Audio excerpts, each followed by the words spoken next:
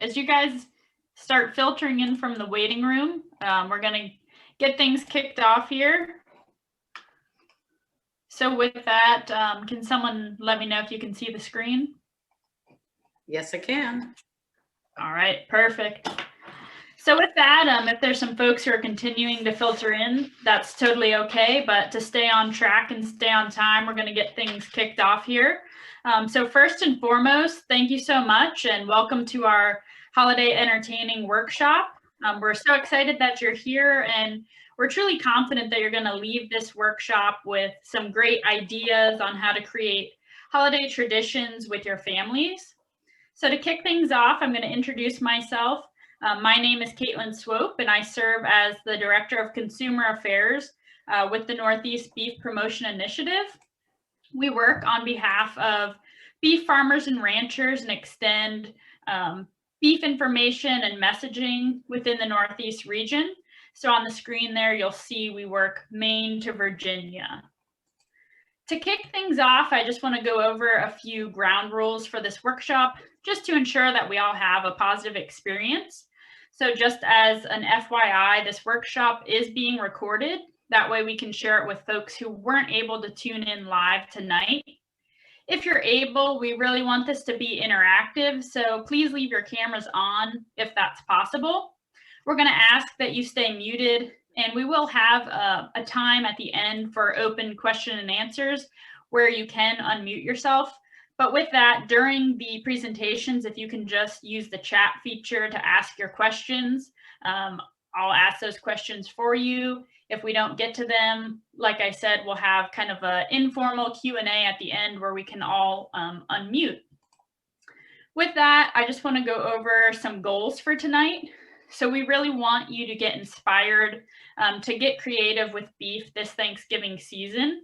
We're going to highlight beef and wine pairing, and then charcuterie board creation using some beef items. So with that, I want to introduce our featured speakers for tonight.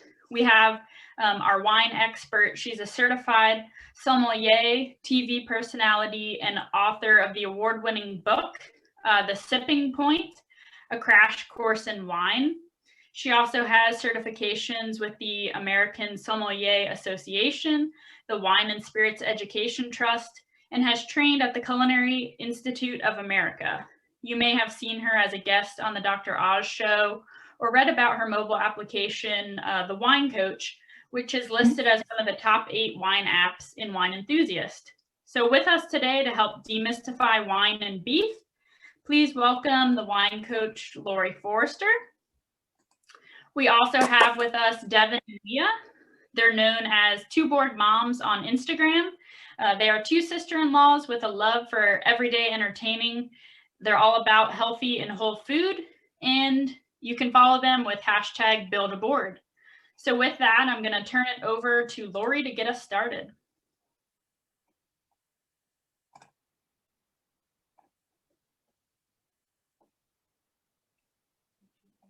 Oh, Lori, I think you're muted. Don't you hate that?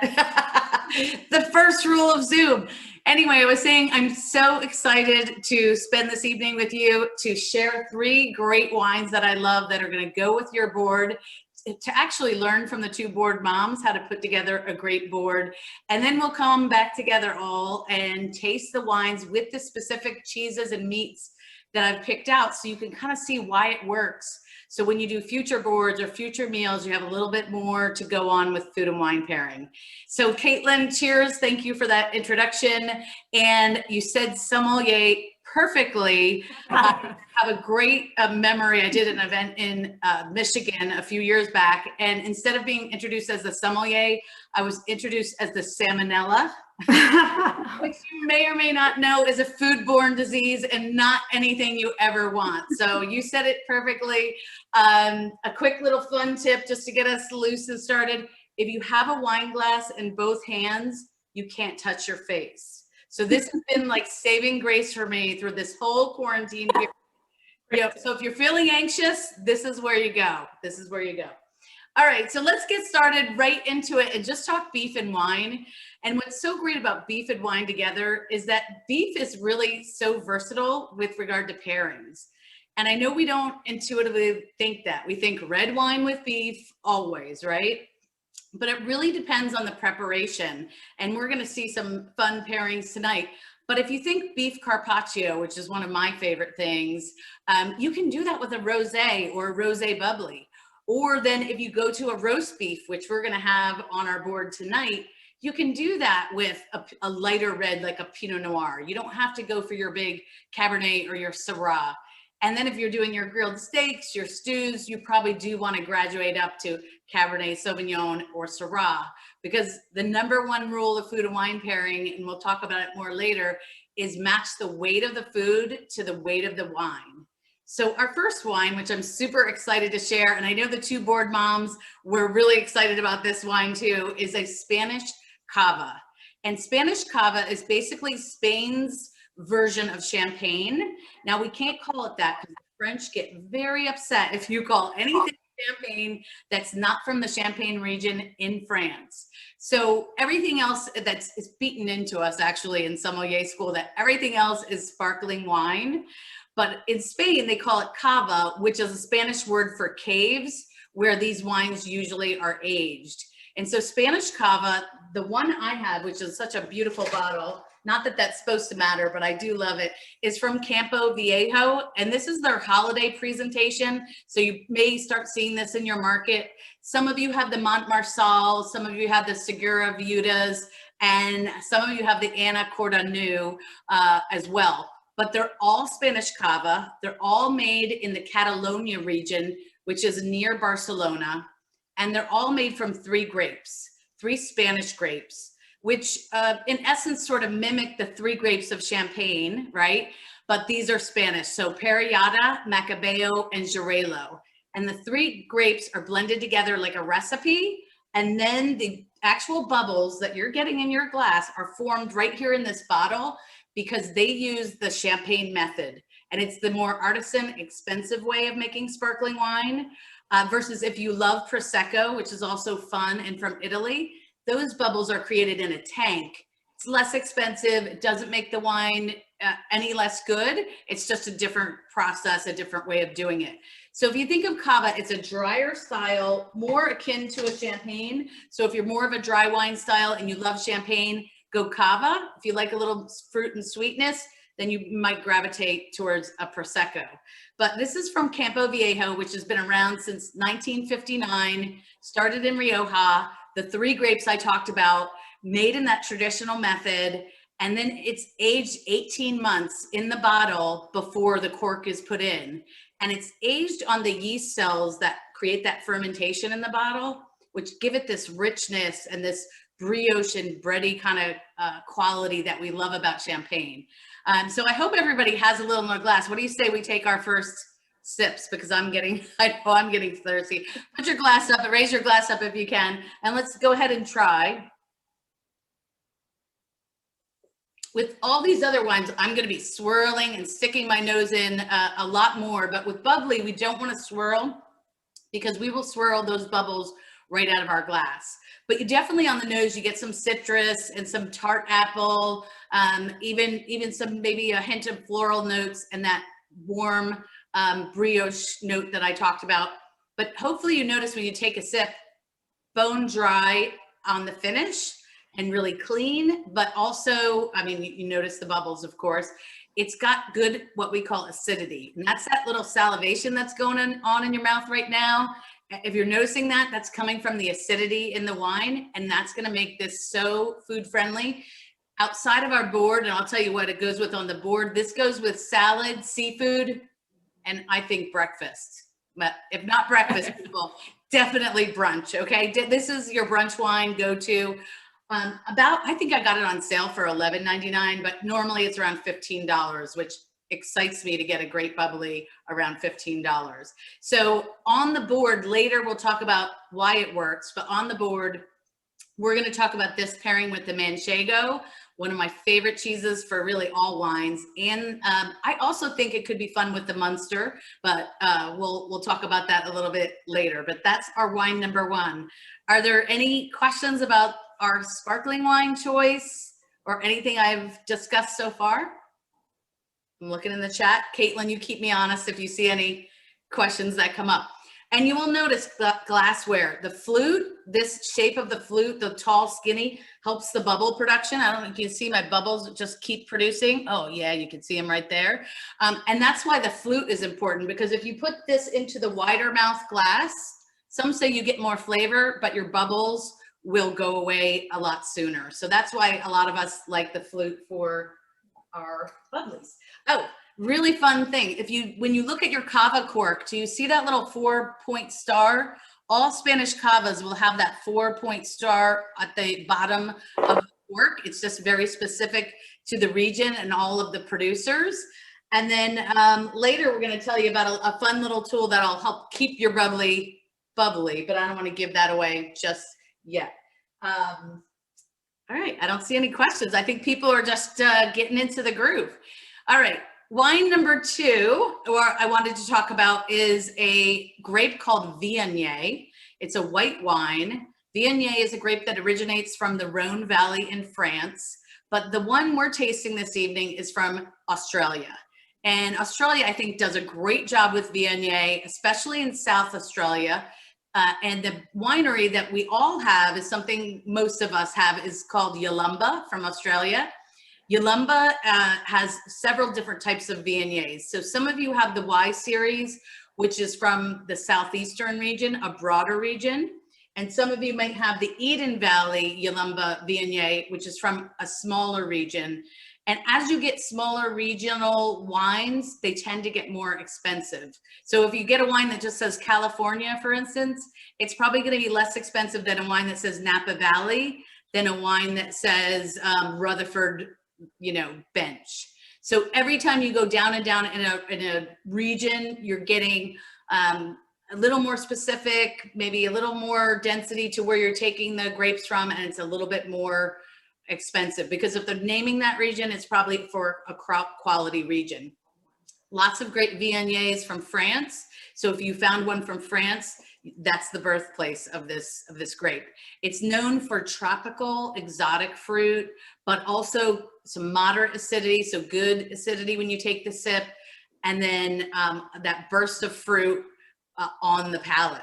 So let's just talk about tasting, because our dry, what we call still wines without bubbles, we do the same. We always kind of start with looking at our wine. So if you want to, you can see me through here, tilt your wine and just think about, is it intensely colored, or is it pale, medium, or deep? So what would you guys say, pale, medium, or deep? Anybody can put it in the chat or yell it out. I don't care. What do you think, moms? Medium. Medium, right? And then we would then we'd say shades. So do you think it's straw, lemon, golden, amber, and those are getting more dark in color? I think this is a pretty medium lemon for me in my lighting, and lighting matters, of course, but you may look at it and say, oh, I think it's pale golden. I think medium lemon is a really good one for this. And then the other thing we look at with our wines, and I used to think people just swirled their wines because they're so pretentious, right? All those wine snobs, and we're swirling our wine like all the time. But the reason why we do it is twofold. One, when we swirl our wine and then we stop and just hold it up to the light, we'll try to get a vantage here. What we're looking for is little drips of wine that go down the side of the glass. That's what we call legs of the wine. And if they're pretty thin and fast moving, and mine are just forming now, so you have to have a little patience with these. These are kind of in the middle. So when I see this, if they're thin and fast moving, light bodied wine, low alcohol. If they're fat and slow, it's going to be a full bodied, high alcohol wine. And then if they're in between and they're just little drips traveling down the side of your glass, this is going to be in that medium range. So this is giving me something that I'm going to confirm when I take the sip. But the next step when we swirl the wine is to smell it, and smelling is 80% of tasting wine and food, right? Don't we start with our noses when people are cooking in the kitchen, right? We're already getting hungry, and the same goes. So the other reason to swirl your wine is to kick up all those great aromas. So if you go ahead and swirl and stick your nose in, oh, love the smell of this. It's known for things like honeysuckle and ginger, tropical fruits, floral notes. It smells, you know, like we're gonna have some nice intensity to the fruit here, and I love that. And so after you've taken the smell, remember that's important, go ahead and take a sip.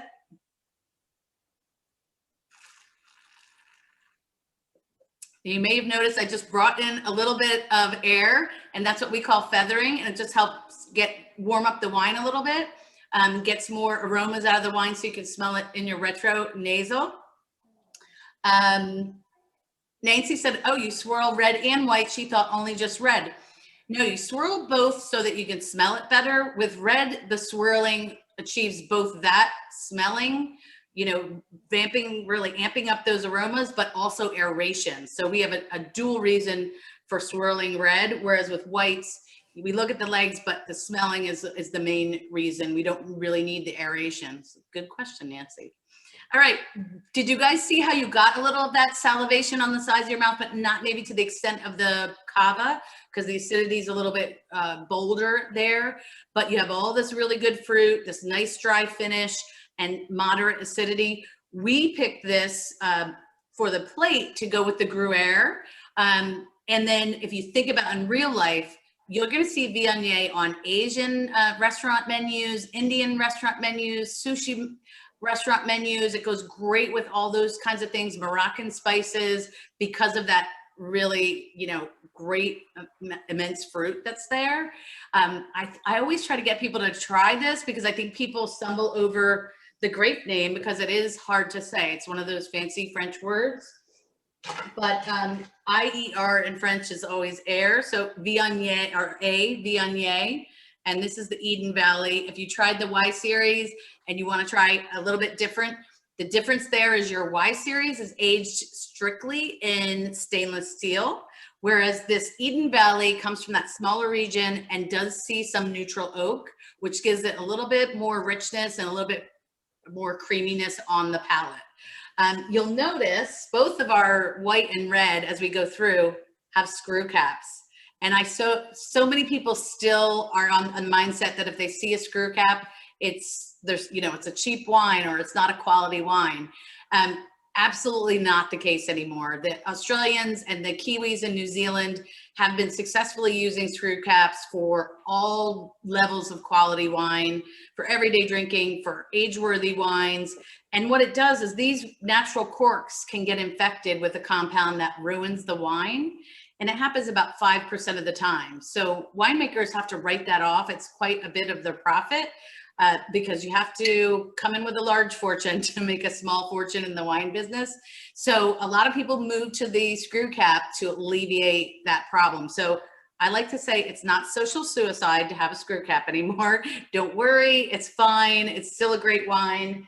And I hope, how many people, you know, there's a raise your hand function here too.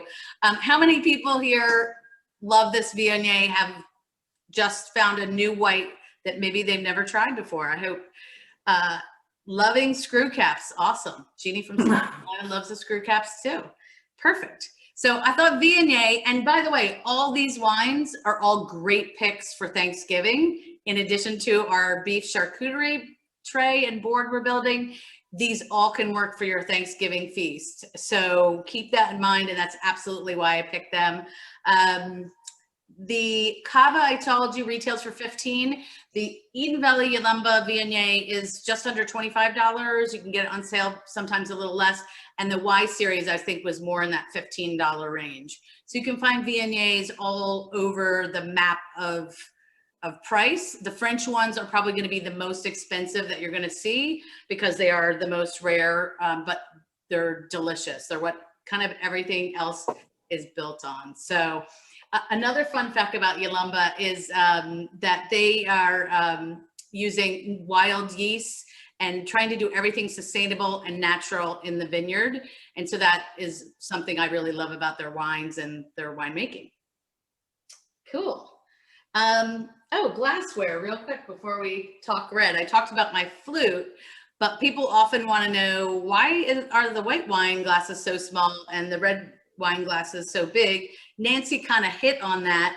And the reason is that white wine has more delicate aromas, right? So when you swirl this up, and watch how I stick my nose in. We don't want any dainty smelling. We want the whole nose down in there. You won't fall in. This smaller tulip-shaped glass is going to trap those delicate aromas better. But with our reds, right, we have bolder aromas, but we also have something called tannin, which will benefit from aeration and soften up. It's an astringency that comes from the red grape skins. Some wines have more of it than others.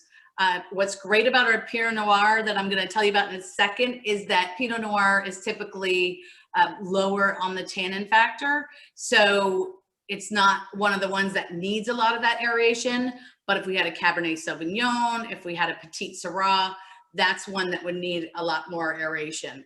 But the broader bowl gives you that aeration, and then the broader opening for when you stick your nose in gives you more of those aromas. And you'll probably notice that I don't really pour a lot of wine in my glass. And the reason why I do that is if you fill it too high, you're not going to have room for swirling. Now, hey, if you tasted this wine already and you're like, hey, I didn't want to fill it up and go watch This Is Us or whatever your favorite show is, that's great. But when you're first trying a wine, we typically just pour, you know, a couple of ounces in the glass, and that gives you maximum room for swirling and tasting and doing all that fun stuff. All right, I think I'm right on track here. And please, in the chat window, tell us if you have any questions or if you think of them along the way, we'll shout them out. Oregon Pinot Noir is my choice for red. One, because it's gonna go so great with the beef salami or beef sausage, whatever you're gonna be having on the board. And it's great with roast beef or rare roast beef. Although it wouldn't be my pick for a grilled steak, this is great with a rare roast beef. And so Pinot Noir is great in that way. Also for Thanksgiving, if you're gonna pick one red, it is the way to go because it's gonna see the spectrum of what you have on the table. The sausage, stuffing, if you have that, your turkey, which is a lean meat, you don't need a lot of that tannin, which tannin in red wines binds with animal proteins. So the fattier the food, the more tannin you want in your red. So this one doesn't need to have a lot of tannin because we're not giving it a ton of steak fat, for instance. We're going to pair this with the extra sharp cheddar, and we're going to pair it with the rare roast beef and the beef salami / sausage. So later when the moms and I come back together, we're going to show you how to make a wine sandwich, and we're going to show you how to try that and to see how the two go together. But A to Z is the winery. Some of you have Pike Road. Our A to Z Pinot Noir is from A to Z, which is two couples that are friends came together and formed this winery. They call it Aristocratic Wines for Democratic Prices, which I love. Most Oregon Pinot Noirs are gonna start around $30. This one, it comes in at $23 because of they coming together and creating a winery where they could create wine at a lower price. So collectively, they have experience from Chehalem and Irie and Drouhin and Archery Summit, wines that would sell for double the price of this one easily. And they formed this winery to really give that to the market. Because it's labeled as Oregon Pinot Noir, the grapes can come from anywhere within Oregon. Same goes with wines that are labeled California. Now the Pike Road that a few of you have is a little bit pricier. That comes from just the Willamette Valley region within Oregon. And that's why sometimes that can be a little bit more expensive. 100% Pinot Noir in the glass. And if you go ahead and give it a little look-see, what you'll notice, and it's typical of Pinot Noir, is that it is a little bit lighter in color because it's thinner skinned than, say, a Cabernet. And so you'll see if you tilt it, you can see through the glass. Whereas if we had an inky Petit Syrah or a Cab or a Syrah, we wouldn't be able to see our fingers through the glass, if you will.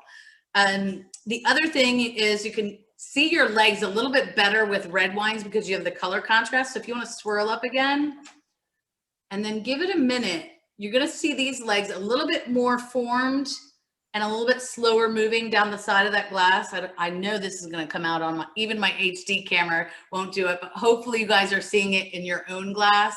But that is one of the things we're saying, okay, we're getting a little bit bigger than our white here even. And then when you swirl it up the second time and stick your nose in, what's in the glass that jumps out at me and really is so classic for Oregon Pinot Noir is lots of red fruit. So raspberry, strawberry, also though there's some blue fruit like blueberries in there, maybe even some black currant. And then this warmth of spices in the background that comes from a little bit of oak aging that this wine sees some gentle, they call it gentle oak aging. So that I think is really nice. On our board, I talked about us putting this with the Cabot extra sharp cheddar, white cheddar, and also the roast beef and the beef salami. But in other ways, you could use it with your turkey for Thanksgiving. Pork is great with Pinot Noir, grilled salmon. When I was out in Oregon, one of the very first times I got to have grilled salmon with Pinot Noir. And, you know, everyone always tells us, oh, if it's, you know, red meat with red wine, you can't do fish with a red wine. Well, you can do fish with Pinot because it just absolutely goes with everything, I think. And if you're ever outdoor dining with your friends, you can pick one red that's going to go with everyone's dish. It's going to be Pinot Noir. So it's just a grape that is so versatile. This is going to retail, I said, around 23. And because now we've moved up in the body, take a sip so you can feel the heaviness, a little heavier in the palate than our white.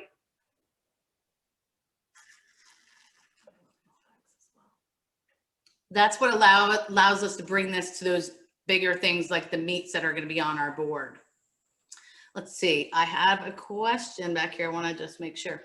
Where's Merlot fit with beef? Yeah, Merlot, depending on the style that the Merlot is made in, it can go with those bigger things, right? I wouldn't put it with the Carpaccio that I mentioned, that I would do the rosé with, but I think you could, if it's a sort of moderate Merlot, you could do it with your roast beef and your lighter things. A burger would be great with Merlot, but a lot of Merlots are really made in larger styles. So you could do it that grilled steak, that grilled porterhouse, and those sorts of things. So just kind of get to know the style. Some of your more expensive Merlots are more oaked, and those you're going to want to do with more grilled, smoky things. But if it's a more everyday drinking, you know, $15 to $20 Merlot, you can get right in that medium range, and you would be fine with it for Thanksgiving as well. Okay, what about Malbec? Where does that fit with the beef pairings?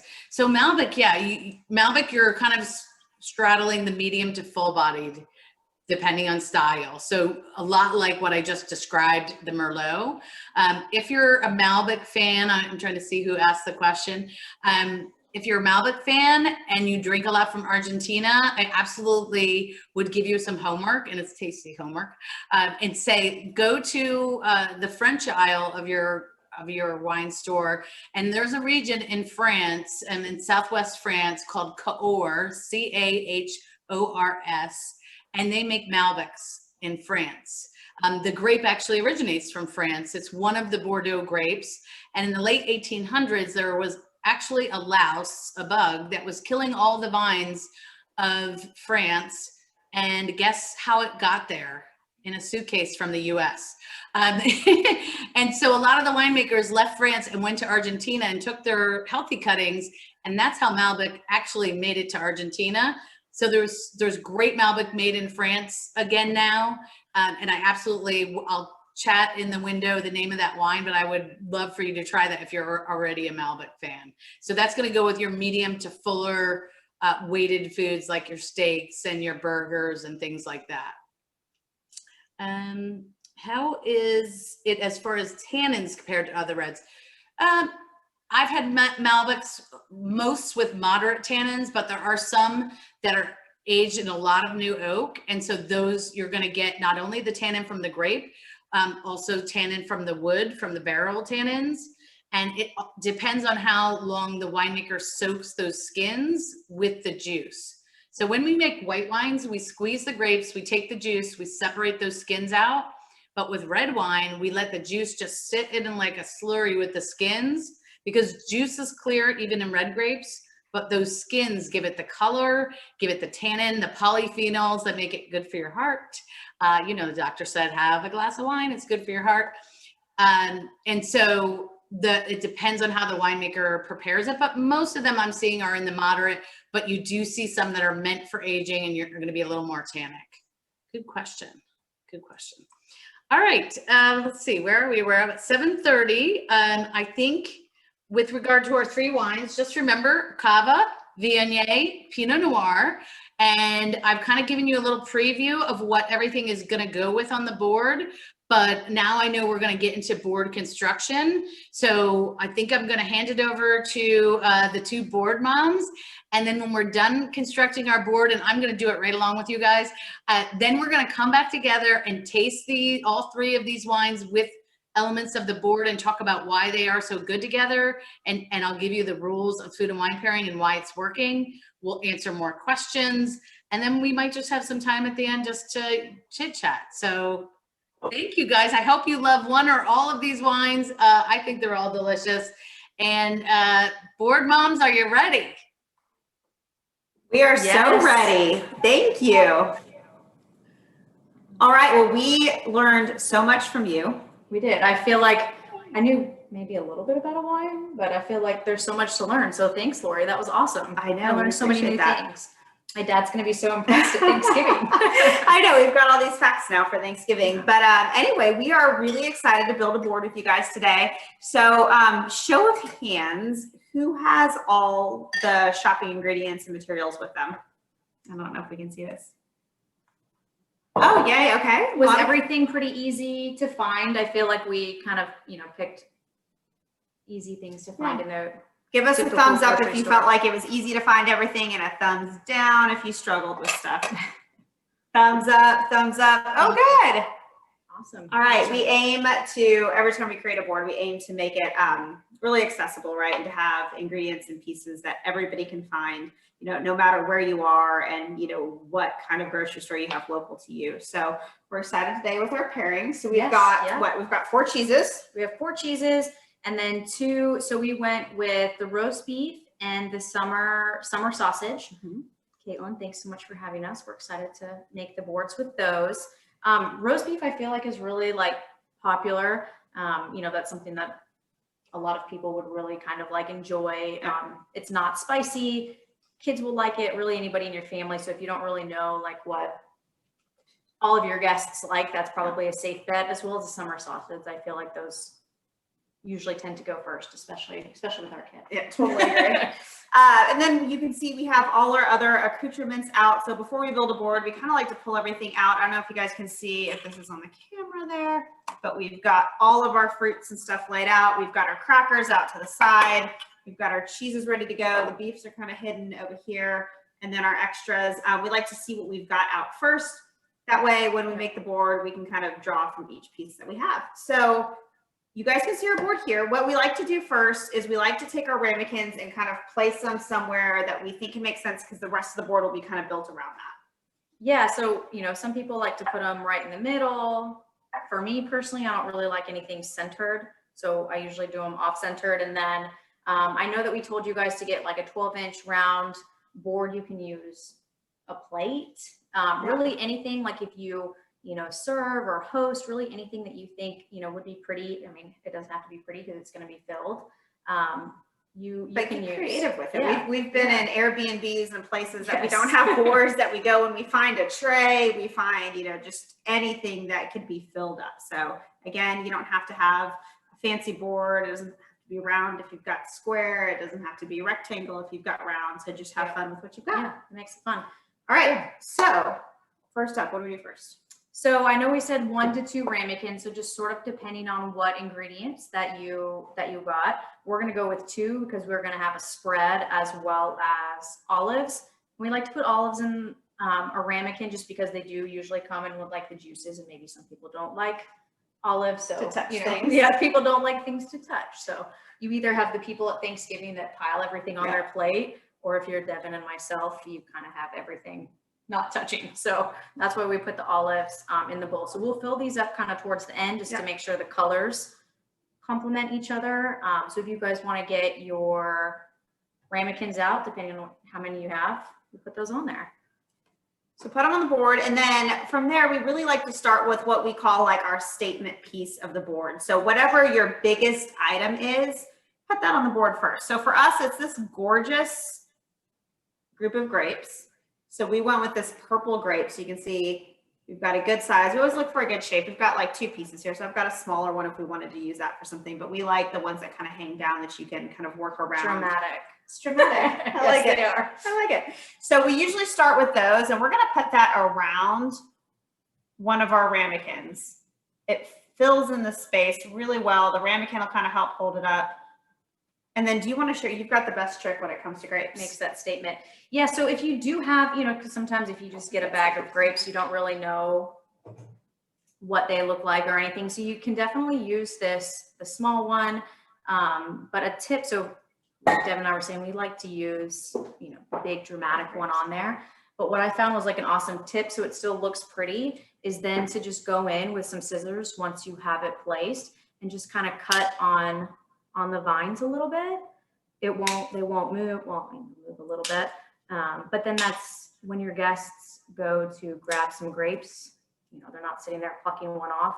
They can, just easily pull off a bite size, individual serving size of them. So you can just kind of tuck it right back.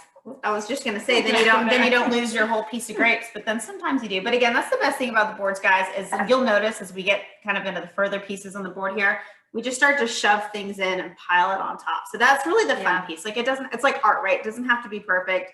You really can just work pieces in there and pile stuff and move throughout. So that's another thing you'll notice too, is as we continue with this, we're going to move things around. Exactly. Yep. All right, so we've got the grapes on there. So next up, do you want to do meats or cheeses? We usually do them in a set. So we're going to do all our cheeses at one time. We'll do all our meats at one time. So maybe we do our meats first. Let's do the meats. Okay. Yes. Okay, so this is the roast beef. I don't know what, everybody's kind of looks like, but ours for the most part. We did like a shredded roast beef. Yeah. Or a deli slice. A deli there slice. I think that's exactly what we said to do. So if you, are on Instagram or Pinterest, you'll see this new trend called like the salami river. So we're going to go ahead and make like a beef river, but it's pretty much how you do like the fold. So you can take it round, fold it in half, the taco, and then fold it in half again, and it just kind of fans out like you can see little triangles. So I'm going to give you those. Devin made some in advance. So just again, folding it in half and then folding it in half again. And like Mia said, this works beautifully with really any kind of salami, any meat that's all about for you. Thank you. That sort of shape this way. And you can see we start to get a really pretty ruffle.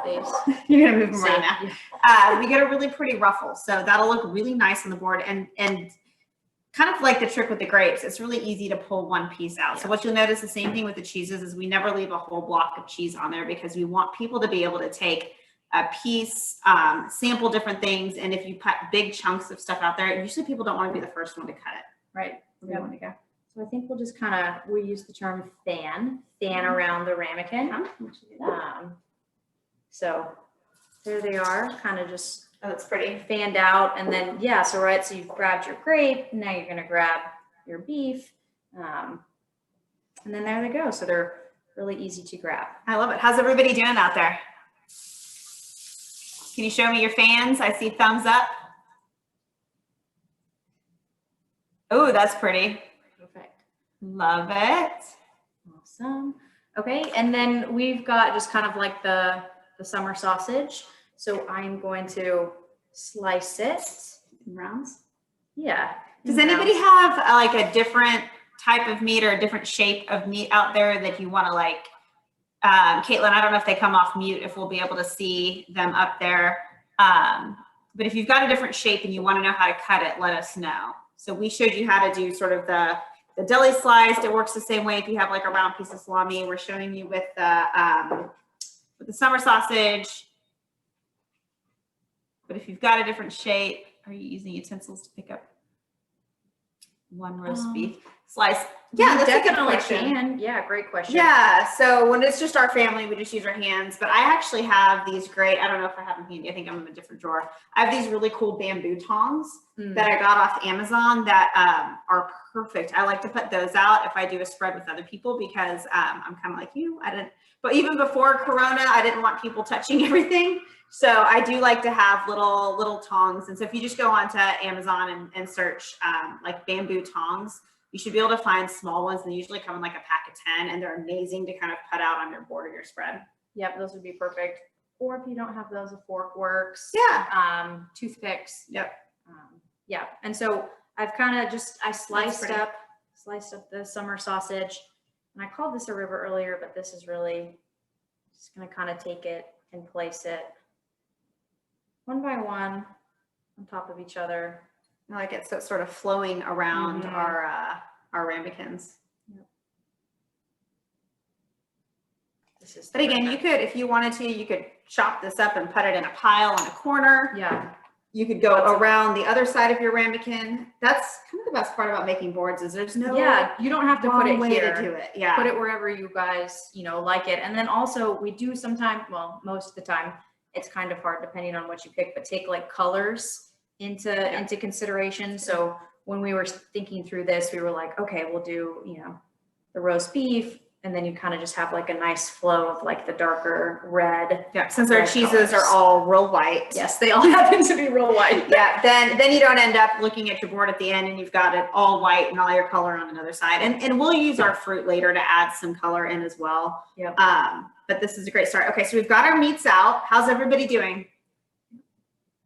Got thumbs up across the board? I see a lot of thumbs up. I'm doing good. Doing good? Yeah. And don't be afraid to sample along as you go. That's the funnest part, because then you can tell everybody what tastes good on the board. I'm just gonna wash. Yeah, you're good. Okay, so while she's washing her hands, we're gonna move on to the cheeses. So we have 4 cheeses that we put out there for you. The first 2 that you see here is our Munster. So we got these from Cabot, which we love because this is a really easy cheese and brand to find out in most grocery stores. So we've got the Cabot Munster, which is going to be fun for a pairing later. It's kind of a different one. And as we were, going through it, it was fun to see how this matches with one of the 3 wines that you have. And then we've also got this Cabot Extra Sharp Cheddar. We love an extra sharp cheddar. I would say that's kind of our standard cheese that we put on every single board because everybody likes it. Like if you've got somebody who's not into like funky cheeses. My husband, sadly, I know. My brother, your husband. Then, oops, did we lose it? Oh, there you go. Okay. And extra sharp is amazing. Everybody likes it. It's a crowd pleaser. Again, that's always an awesome option. Yeah. If you don't really know what people like. And the cheddar, I feel like pairs with wine. It pairs with all the fruits, the jams, really. So like if we get, a new jam that we haven't tried, the first piece of cheese that I'm going to grab to pair it with is always going to be a cheddar or a manchego, just because I'm like it. Which is our next one up. So we've got the manchego, which is absolutely our favorite. And I know we heard Lori talking about this earlier, paired with the cava. Spanish, it makes sense. Hands down our favorite. It makes us wish we were back in Spain. Maybe one day soon. And then our last one's a Gruyere. Yes, agree. So the Gruyere is amazing too. And again, I know Lori's going to talk about this a little bit later, but it's one of those cheeses that pairs with everything, which is really great. It's also another cheese. Yeah. And it's another one that I think if you've got people who don't have adventurous cheese tastes, they're going to like the Gruyere. Yeah, for sure. All right, so you want to start? Let's start cutting these up. So I'm going to start with the Munster, and I think you're going to start with the Gruyere. So if you grab your cheeses, we're going to show you. Are you going to start with the manchego? Yes. So we've got some fun different ways to slice these. So you might look and go, we got just like a block of cheese. What am I going to do? As we said earlier, we don't want to just put the whole block on the board because nobody wants to be the first one to. I would, but none of our guests probably would. I know. So I'm going to go with a real basic cut actually on this Munster. I'm just going to cut this up into cubes. So we can kind of pile it into a corner or a space, and that's going to make it easy to grab. But you're doing the fun one because I love the way the manchego slices. Yeah, so most manchegos that you get, and tell me if you guys got a different shape because we can come up with a different way for you guys to slice it up. But they're mostly going to come kind of shaped like this, which is perfect for the way that we're going to slice it. And then what do you call like the way that we? Little triangles. Little triangles, but yeah. they're flipped back and forth. Yeah. So Devin's just gonna slice hers up in the cubes. Yep, if you can see, I've cut it like, I've cut my whole piece in half because I don't need the whole one. And we're gonna actually show you later, if we've got a little bit more time, what you can do with some of these scraps, kind of a fun COVID-friendly twist on some of this stuff. But I just cut it in half and then I cut it in fourths. I'm gonna cut these in half one more time and then I'm just gonna all the way across and we're gonna have some fun little cubes. Yep.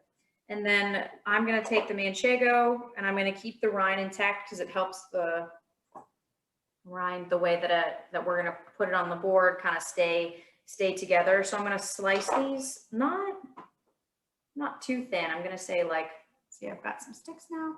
You actually could put these on the board like this now too. I'm going to slice them up into cubes, totally but this would be really pretty. You could keep them in the long rectangles and stick them on there too. Yep. So I'm just going to, how's everyone doing on their cubes? Good. Okay. All right. I'm just going to cut mine up. And then, yeah, I'm going to slice these up too so you guys can see. So I've got some great cubes and I only used half my cheese. That's kind of the cool thing too. We've been on our Instagram page, we've been running this budget boards week and talking about how like you don't have to spend a lot to make a board.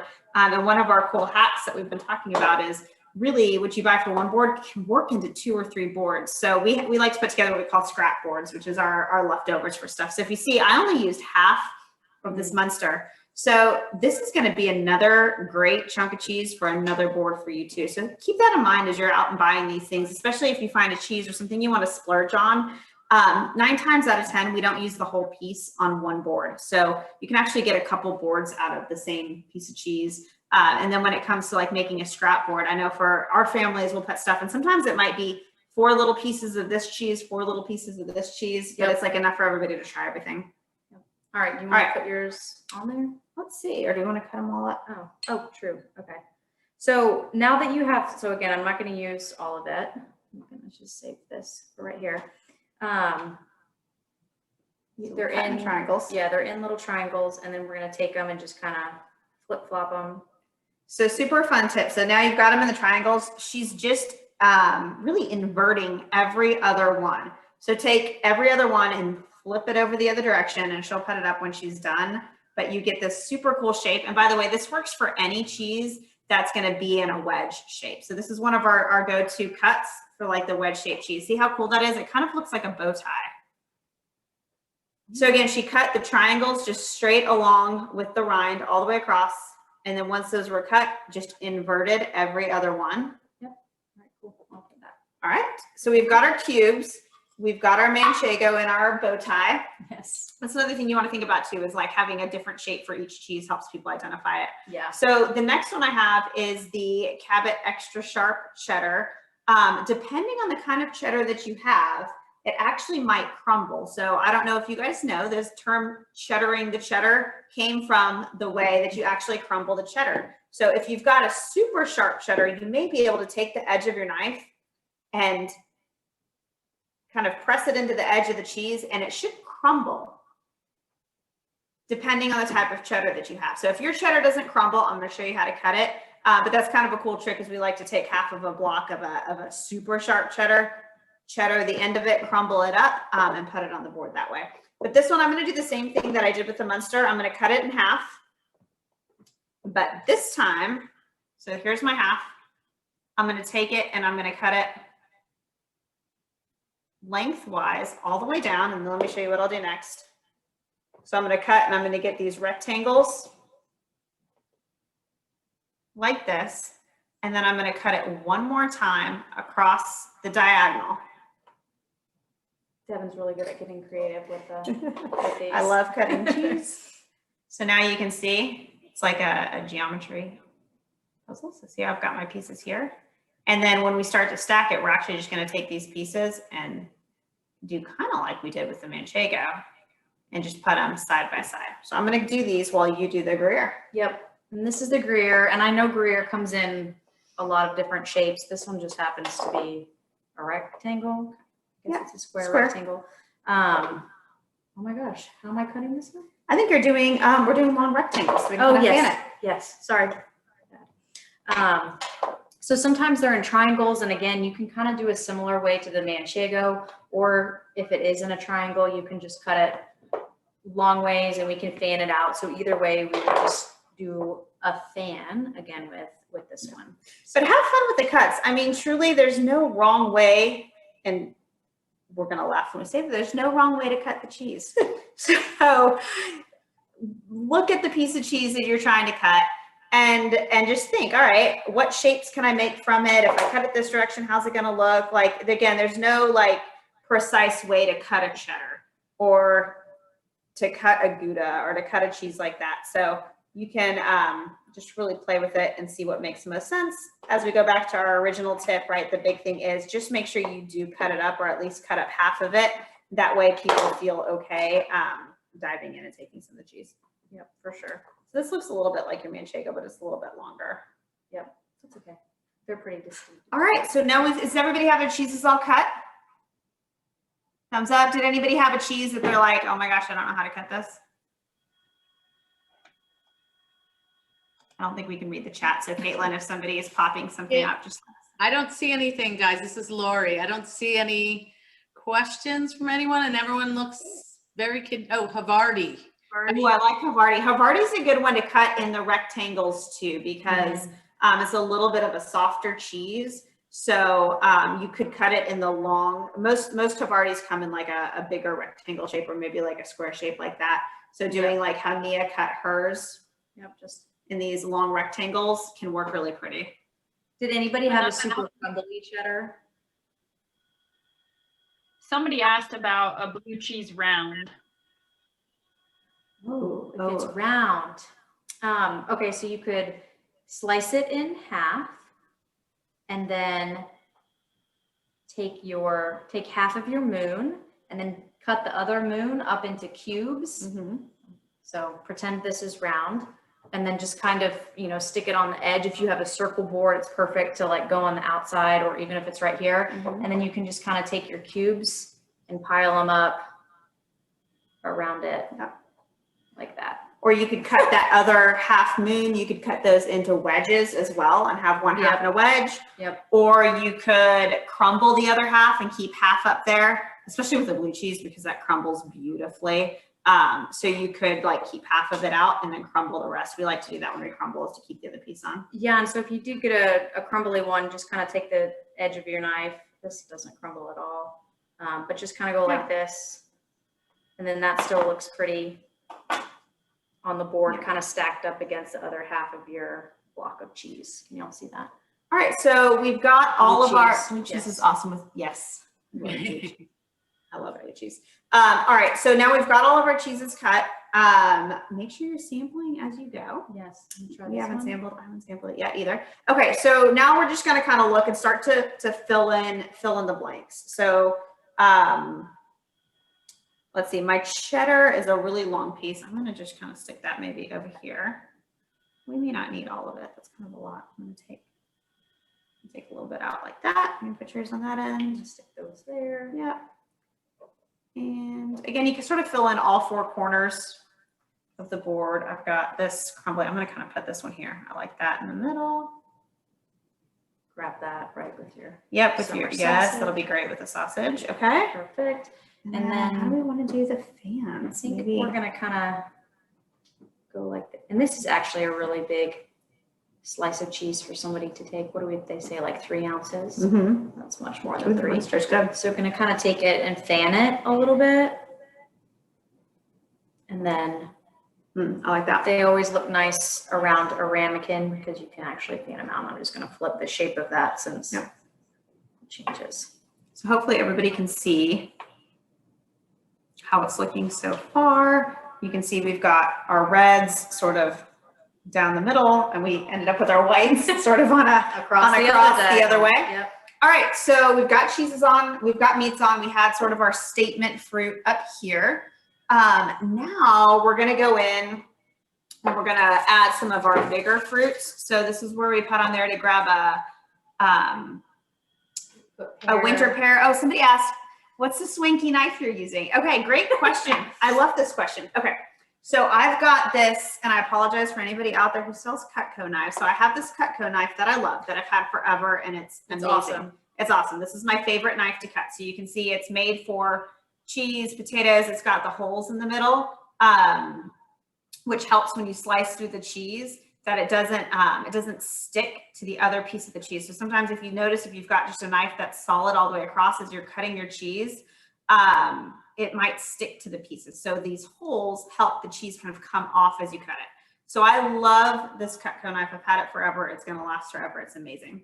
So quick story time. Are we good? Yep, we're good on time. good. Okay. I'm just checking the time. So I traveled this summer. We took the family while everybody was quarantined and the kids were in virtual school. We decided to go to the beach for 3 or 4 weeks as we all worked virtual and did school virtual. We missed them. I know we missed you. It's a sad time. And when we got there, we packed a real small SUV with the dog, with the kids. So we didn't have a lot of room. Of course, I brought some boards with me and I brought a lot of cheese, but I didn't think to bring knives. So we got to this Airbnb and all the knives were terrible. And I'm like, I don't have my Cutco knife. So I went on Amazon and I found this knife, which I ordered for $12, which is a lot less, if you guys know Cutco, a lot less than that, for $12. And I had it Amazon primed to our Airbnb on the beach within 2 days. And it is amazing. I'm telling you, for $12, it's very similar to the Cutco knife. Yep. Which if you want to spend that And amount, this one's love the even better Cutco. for cheddaring the cheddar. But this one has, exactly, this one has, I don't know if you can see the little edge on the end, prongs to cheddar, the cheddar. Yep. So yes, you need to get yourself one of these. Again, two different budgets, but both are amazing. I highly recommend the Amazon knife, and I tell everybody. Yeah, she did a review on it and I went and got it the next day. Yeah, So it works great. All I use. Yeah, good Perfect. question. Yep.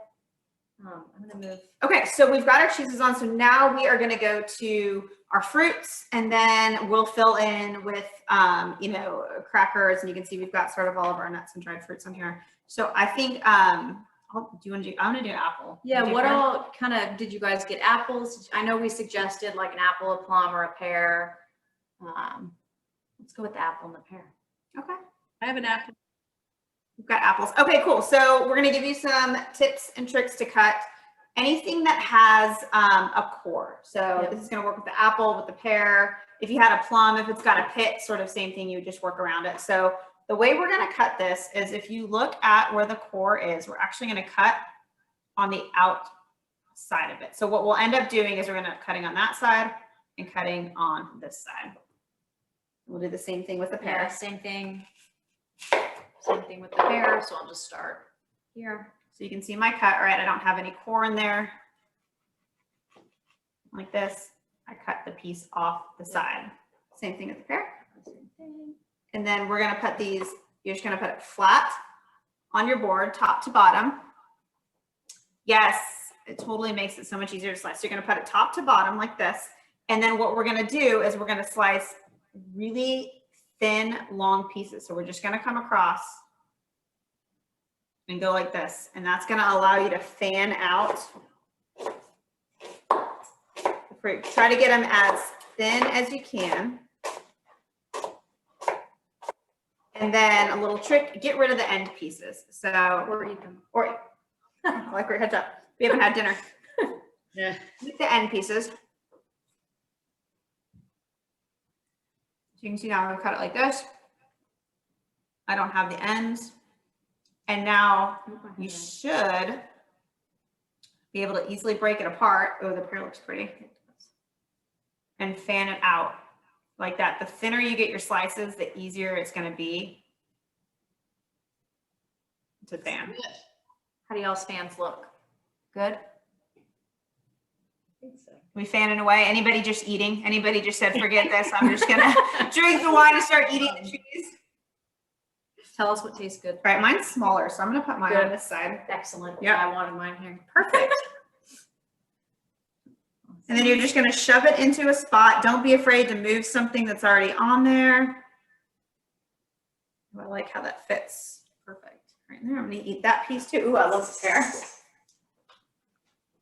So again, I don't know if you guys can see how it's starting to all come together in there. So we've got How's everyone's looking? two Good? fruits. Good. All right. So now sort of the final piece, right? What I got so far, guys. How we doing? Trying. Oh, nice. Looking good. Love it. Fantastic, guys. So now we're really just filling in the holes. And the best trick of the trade is like fill it in and then come back and add a little bit more. So we're gonna fill up our, should we do our ramekins? Did we forget something? Crackers. We'll fill them with the Right. crackers. Okay. Yep. So we still have what? Crackers. We did our grapes, our fall fruit, and our fillers. So yeah, now's a great time to fill in ramekins. Do the olives in that one. We've got this sweet honey fig spread, which is amazing. This is going to be so good on the cheddar.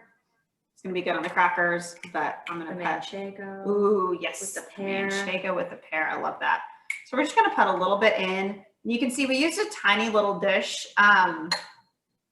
We love to have, like when we think about our boards, to have like sort of our basic items and our splurge items. So there's some stuff, right? Like some of the fruits, it's real inexpensive. It's $1, 50 cents, whatever it might be for your pear or your apple.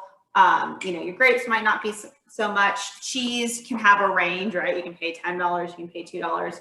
But your spread is a great place to splurge because you're not going to use much of it. So one jar, if it's $5, $10, 15, depending on what a splurge is for you.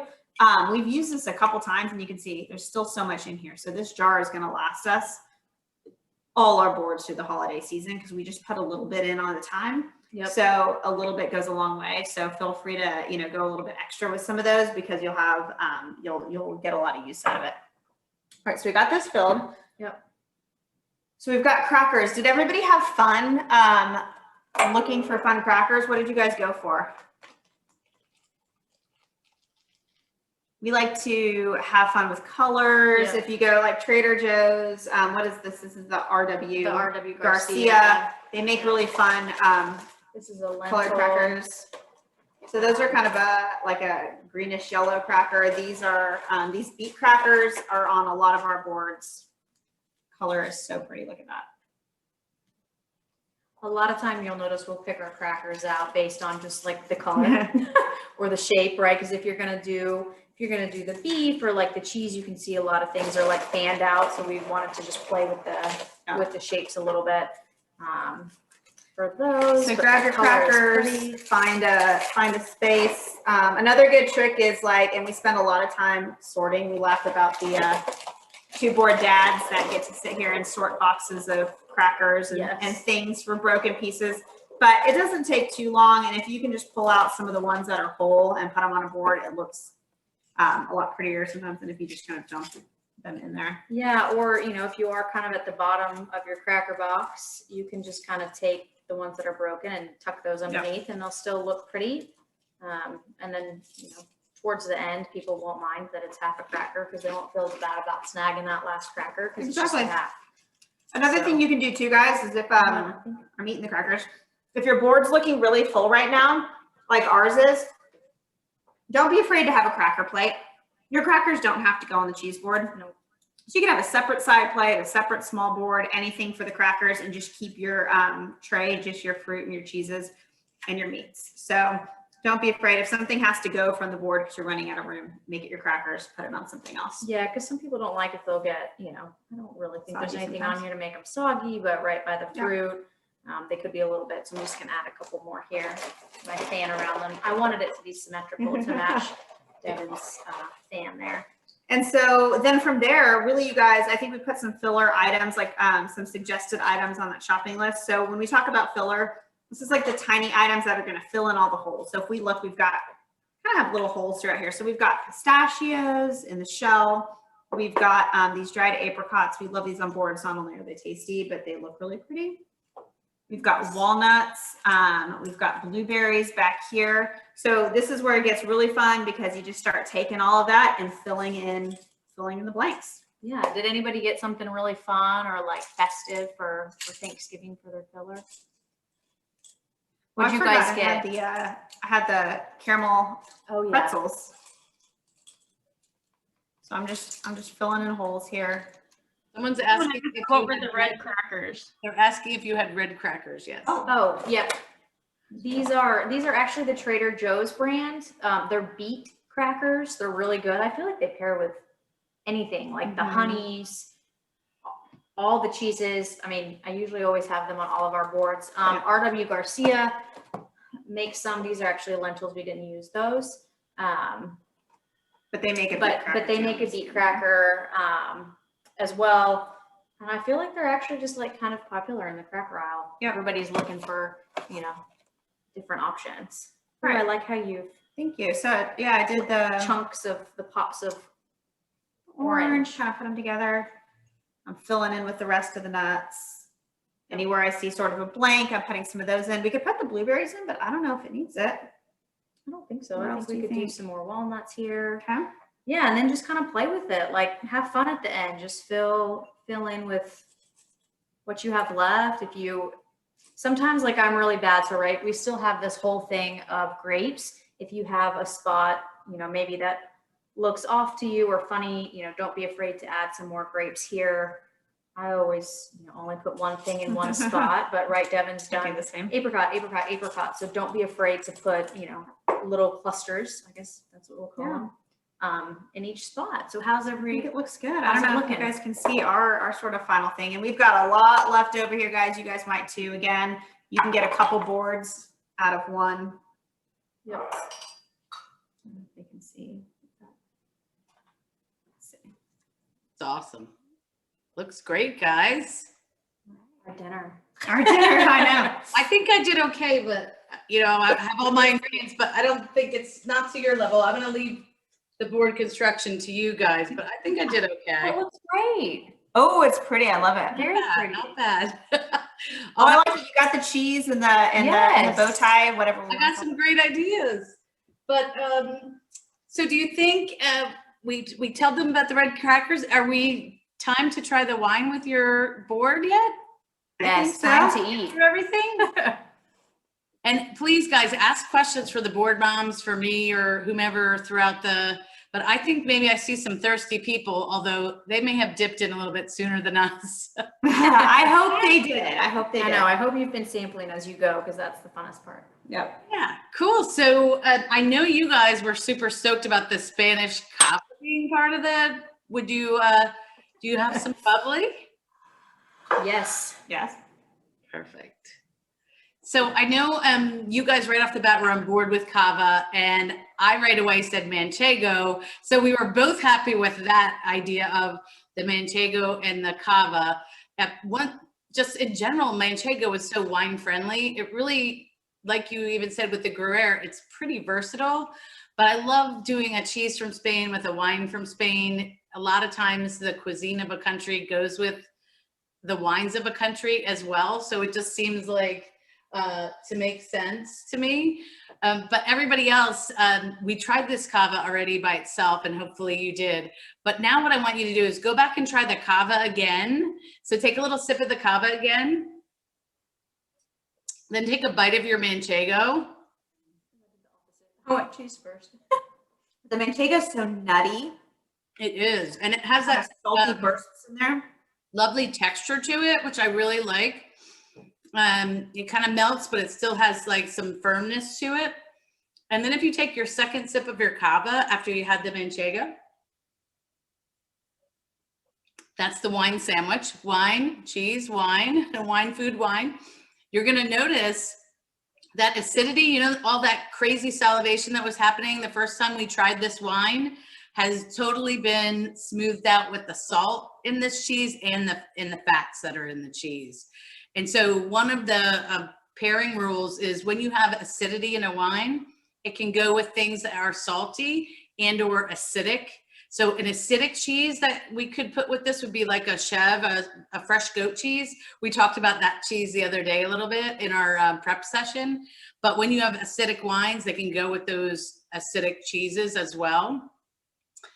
Or even something with like a little tang to it. So I was even, kind of playing around with the idea, even though we didn't the Munster could be fun with this. A little Cava sandwich with the For Munster. sure. If we Yeah, give want. it a try. Yeah. One of the things, not to interrupt, Lori, that we forgot to tell everybody, we wouldn't be two board moms if we didn't.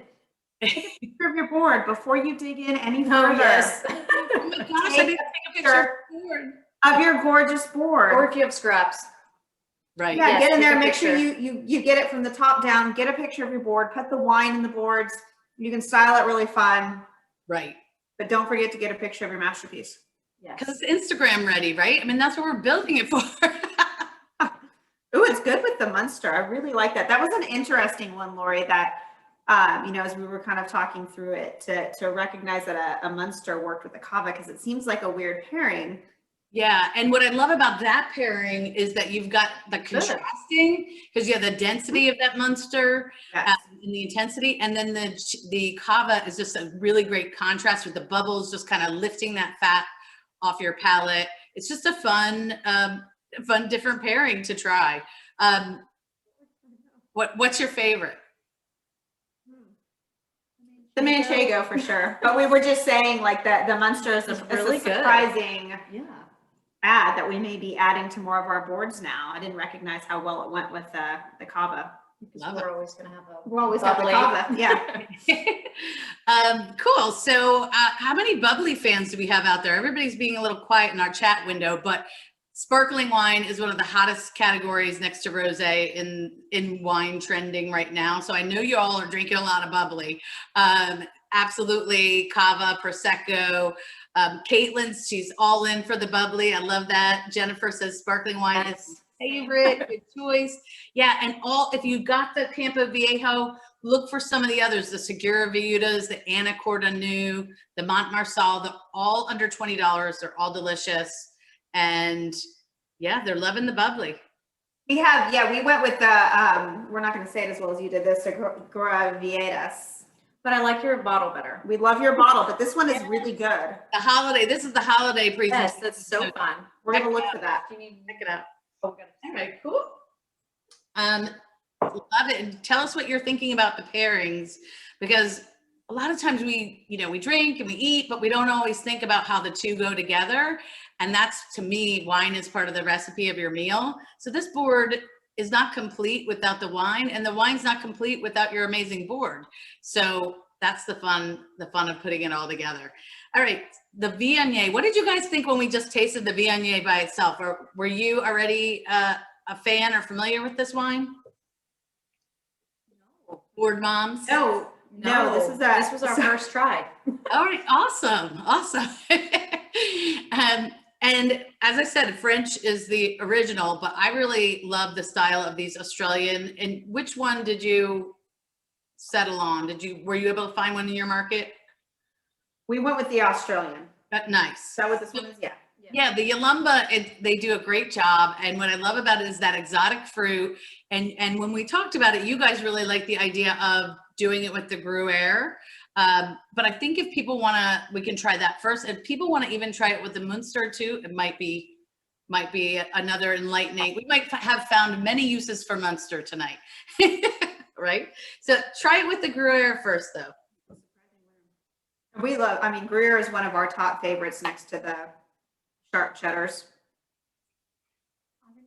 And what's really They are our favorites. it's great with Pinot Noir too. Gruyere. Yeah. I love it with a Pinot Noir.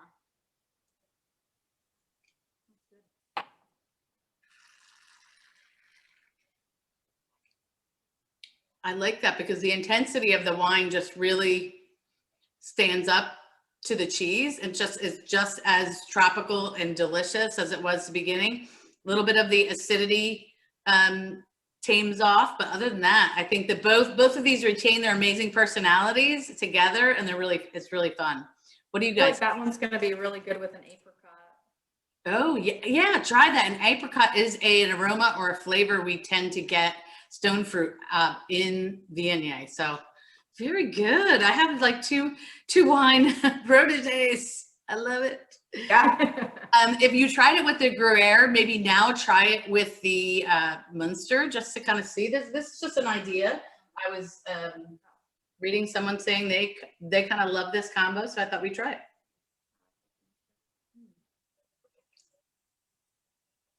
Munster really just owning the board. I say the Munsters was a surprise. And now there's two different types of Munsters. We didn't even talk about that. But the Munster that we're looking at is with the Cabot Munster, but there's Munster from two different areas, but this is the Munster that's going to pair well with the Cava. Love it. Yes. Yes. And we have to thank Cabot because they're one of our partners. I love it. I know. In the chat window, tell us any favorite wine sandwiches you have so far, but always try the wine first, then you try the cheese, then you go back and try the wine. And then just see, after the second sip, you should love the wine even more, the food even more, might bring out things in the food that you didn't get out in the beginning or things in the wine you didn't get out. I see we're moving to red, which tends to be a lot of favorites. And I really want to try this A to Z Pinot Noir or the Pike Road, depending on what you have, with either the beef salami. I know we're going to do it with the sharp cheddar too. So let's start with the sharp cheddar, guys. You're on the right track. And then we'll try it with the meats. And if you have a jam, the sharp cheddar with the jam is amazing. So we love sharp cheddar with the fig jam, with the Pinot Noir. Love it. So try your Pinot Noir again. Okay, I'm gonna try my Pinot. Sandwich. I like that because then you get more wine than cheese in the sandwich. The sandwich goes the right direction. Some people do text me or email and say, I had way too many wine sandwiches last night. What are you doing to me? How about beef, salami, cheddar, sandwich, and wine? Yeah, Oh. put it all together. I like that, Jean. Yes. I think that's what you guys were on that track. So make like a real sandwich out of it, not just a wine sandwich. Ooh, with like a crusty kind of ancient grain bread. Or That a little would be cracker with each of your pieces. Crackers. And then the roast beef or the beef salami, just to kind of see how it goes together would be fun. The key here with red is tannin. And like I said, you could do this rarer preparations of beef, non-grilled, not the heavy style of a grilled porterhouse, but our beef salami, our roast beef are going to go great with Pinot Noir because it goes with the leaner meats. Yeah, this one's a standard on our Thanksgiving table for sure, just because it's so versatile. It goes with the meats. We tend to have a lot of fish on our Thanksgiving table as well, and then plus the cheese boards and the Pinot's so nice because it works so well with everything. Love it. And the saltiness in the salami will match really nicely with the Pinot Noir acidity. And Pinot Noir doesn't have a lot of that tannin I talked about. That's the astringency you get out of Cabs and Syrahs, but it has a good amount of acidity to it, which makes it very versatile food-wise. And so you'll notice it has a little that salivation, that acidity that we get from the white or in the Cava. And when you have the salami or the piece of roast beef, because of the salt and the spices that are in there, it'll just tone that acidity right down. So if you take a sip of wine and you often think, oh, that's a little sour, have a little food and go back to the wine, and you're going to see it all come together. I'm gonna do the sandwich. And there's a question for you board moms about, would you consider horseradish sauce on the board a condiment? Ooh, the horseradish with the roast beef. Oh, Yes. yes, definitely put that in your. Absolutely. in So your yes, ramekin. I would, if you go with the horseradish, Mhm. I would do that instead of a jam because it's going to be a little bit spicier, and I would definitely keep with like the sharp cheddars. That would actually be really good, I think, with the Munster as Yes, well. yeah. You might watch it with some of the fruits, but I love the idea of the horseradish. Yeah, in you there could- with the roast beef, and maybe like a more of a grainier A cracker, grainy, like a yeah. thicker grainy cracker. A sesame, yeah, that would be Ooh, good and a too. mustard. And a mustard. We'd love Ooh, to a put grainy mustard. like a really grainy mustard on boards. So you could do the mustard and the horseradish. Ooh, and that then would do be the roast so beef. good. Yes. Ooh, I and would then if we're doing this for Thanksgiving, sorry, like a candied cranberry. So you know where you do the cranberries and then you roll them in the sugar and add that to the board. Mm, That would good be too. fun. And with the Yes. horseradish, then, yeah, you could, the fruit in the Pinot, because this has such vibrant fruit, that Pinot Noir, it's going to be, as long as you're putting it together with the roast beef, that's a fun little contrast. I like it. Yeah. I like that. We're brainstorming here, people. I was gonna say, I like that. I feel like we need to See, do like that's what's so fun about it, because you can try so many different things on your maple boards, monster. you know, Monsters, I like that. anything. So like the next time you go out, you can get all the different kinds of cheese, different beef, and you're gonna have a completely different, you know, Mhm.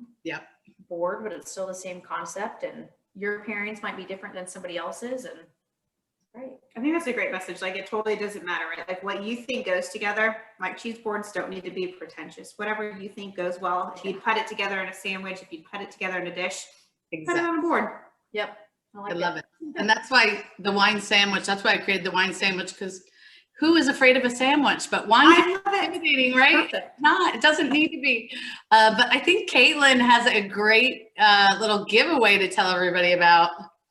Yes, I think all the brainstorming it's a perfect time to share our social giveaway that we're going to follow up this workshop with. So you'll see the details on the screen. I'm also going to include it in your swag boxes, which I'll talk about here in a minute. But again, we want you to share a photo of your board. Like the moms were saying, you know, take a picture of your masterpiece before you dig in.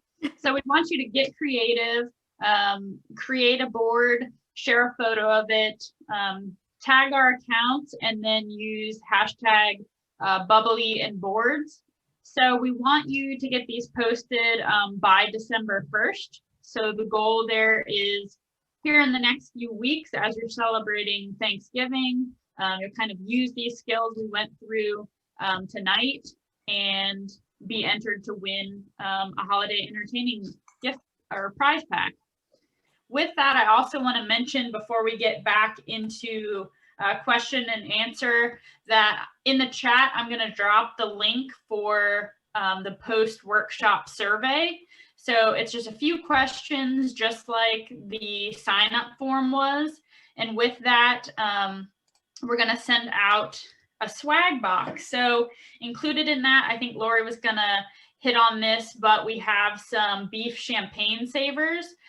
She can tell you a lot more of the science behind these, but you'll be getting this. The other main goodie you saw Devin and Nia using was this little beef it's what's for dinner cutting board. So you can either use this to make, you know, a small snack size board, use it for prep, whatever you so desire. With that, I'll let you explain the champagne saver a little more, Lori. Absolutely. Awesome.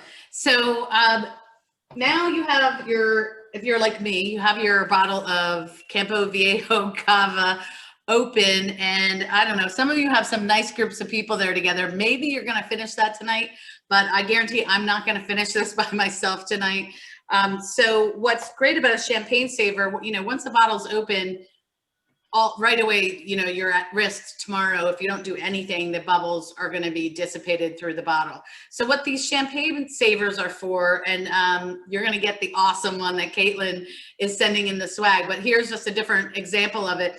It basically goes down into the neck of the bottle, and then it clamps onto the side. So that when you put this cava now in the fridge, all those bubbles are trapped in the bottle. They're not going to be escaping the bottle tomorrow. The next day, it's going to be just as bubbly as the first day you opened it. So it's, to me, a must-have, just like your amazing knives, ladies. This is a must-have tool for anyone who loves bubbly and, you know, just likes to be able to have it the second and third day.